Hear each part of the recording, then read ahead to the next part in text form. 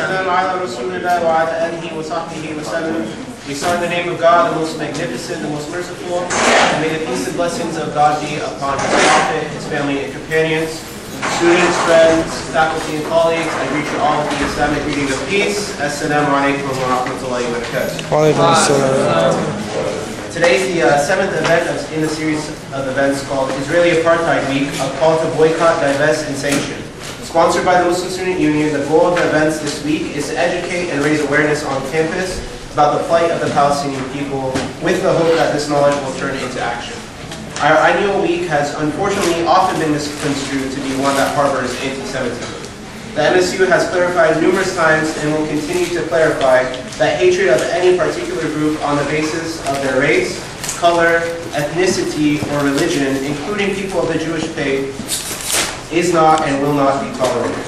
We will be the first to speak out against these injustices, just as we would speak up against any other form of racism, no matter what group it targets. Although this goes without saying, the MSU strives to explicitly state its beliefs nonetheless. It is absolutely hypocritical and immoral to label anyone who has the courage to stand up and speak out against the genocidal Zionist policies of Israel as anti-Semitic. The week's aim, in short, is simply to call for an end to the oppression of the indigenous Palestinians. Just as it would make sense to call for an end to the oppression that took place in Nazi Germany, it is absolutely imperative that we call for an end to 62 years of systematic subjugation and repression of the Palestinian people. Just really quickly, the co-sponsors this week include the Asian Pacific Student Association, Indian Subcontinental Club, Kababayan, MECHA, Pakistani Student Association, the Radical Student Union, Society of Arab Students, the Workers' Student Alliance, and the Black Student Union. But before we begin today's events, we will have a quick recitation of the Muslim Holy Book of Quran.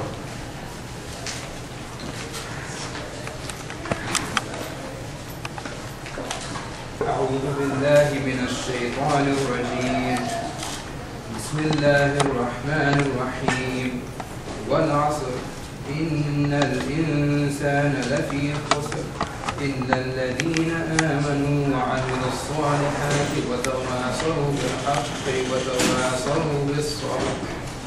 The translation is, by time, indeed, mankind is in loss, except for those who have believed and done righteous deeds and advise each other to truth and advise each other to patience.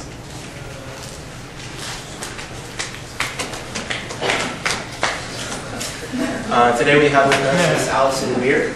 Ms. Allison Weir is a freelance journalist and founder of If Americans Knew, a nonprofit educational organization that focuses on independent research and information distribution on the Israeli-Palestinian conflict and Middle East issues. I believe cards are being passed around with the details. Her articles have been included in, among others, the Washington Report for Middle East Affairs. In 2004, Ms. Weir was awarded the title of Courageous Journalist Lecturer on behalf of human rights from the Phi Alpha Literary Society at Illinois College, becoming the first woman to ever receive the distinction. This afternoon, Ms. Weir will discuss the importance of informing ourselves and the rest of the American population about the reality of the facts in the Israeli-Palestinian conflict. Without further ado, Ms. Allison.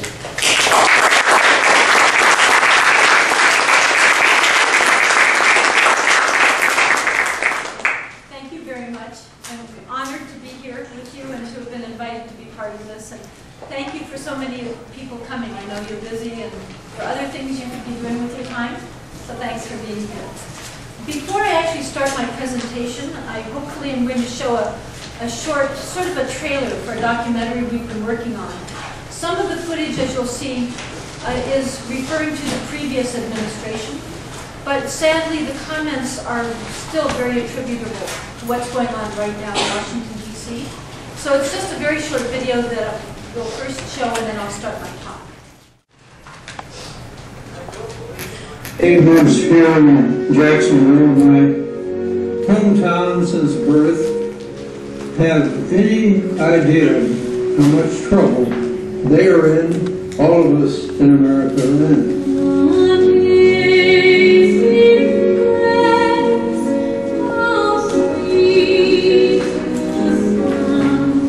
To my mind, we're in a period of crisis. I mean, the big question in the last about today is, why do they hate us? Well, that's a damn good question to be asking. So it's a question because when I first went to the Middle East in 1951, we were worshipped. We were looked at as the country of the only non-imperial great power. Nobody hates the Americans. People certainly resent American policy. We're in a deep hole because we're so heavily biased in favor of Israel, and the whole world knows it, and they're astounded by it. They can't comprehend why America, with its great cherished traditions, would close its eyes to the dreadful punishment that we have enabled Israel to inflict on virtually defenseless people. We saw that what the Israelis had done was lock the doors of several classrooms over on the second story and then throwing tear gas canisters in so that the kids panicked, and when they finally got out, jumped over the balcony there and landed on an asphalt area below, breaking many legs. Anybody who's lived any amount of time in the Middle East begins to see the other side of it, I think. I was arrested 9 times, so I've been repeatedly arrested and harassed. The first time I was arrested, I was 15 years old. The norm was physical torture. I mean, you get physically tortured until you faint, and then they will splash water in your face and start again. And that Israel calls moderate physical pressure. To me, it didn't look as moderate.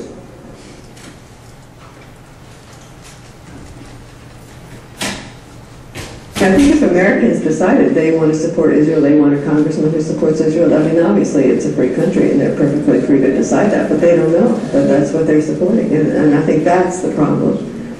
Israel and the lobby, or Israel through the lobby, are really running their policies. In fact, it's worse now than it's ever been before.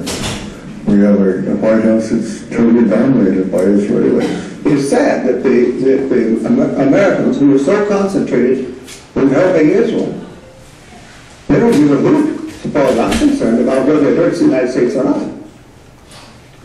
Israel and her present policies and the Sharon policies are undermining American security, they're undermining American policy. I spoke with the head military lawyer for the IDF, Joel Zinger, and I said, you know, I spent 2 weeks here, and it's clear you people are inflicting Nuremberg crime on the Palestinians. Exactly what the Nazis did to the Jews. What's your explanation? He said, military necessity. Notice, he didn't disagree with me.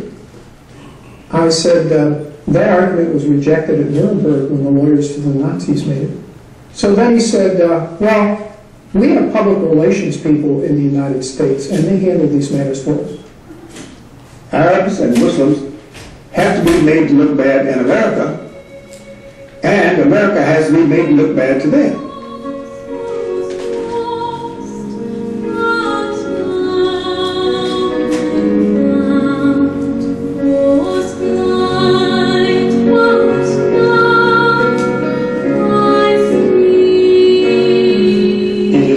Too difficult to understand that bad things are going to happen to Israel, which I do not wish to see. Bad things are going to happen to the Palestinians. I don't want to see that either. Bad things are going to happen to the Americans, and that, above all, is what I wish to avoid seeing.